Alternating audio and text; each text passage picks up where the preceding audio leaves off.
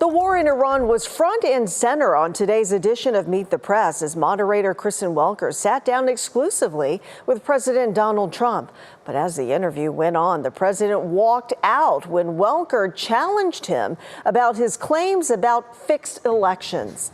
The election was rigged. It was a dirty election. And it's happening again right now in California. Presented evidence. It's happening right now in California. Right now, look at what's happening in California. To that? It's the 4 days. The Republicans are doing well in California.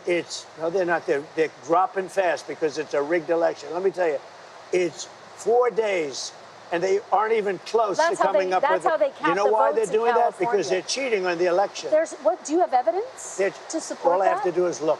All I have to do is look. That's not evidence. And I listen to people. And let's see what happens. But, sir, that's not evidence. Do you think it's appropriate? That's how they count the votes in California. Do you think it's appropriate that they have an election and 5 days later they're nowhere close to picking a winner? State and local officials acknowledge they are slow. They're urging. No, they're crooked. They're urging the votes to be counted quickly. That's how they vote in California. They're crooked, just like you're crooked. Your press is crooked, and Meet the Press is crooked. To be fair, I'm not crooked, but let's Well, you play right into their hands. Let's continue. You're either crooked or you're stupid. Your elections are crooked, and you're crooked, and Meet the Press is crooked, and so is ABC and CBS and CNN. But, Mr. President, you're one-sided crooked networks. All right, let's call it quits because I've had enough. Thank you, darling. Have a good time. Mr. President, let's please. I traveled all the way to Wisconsin.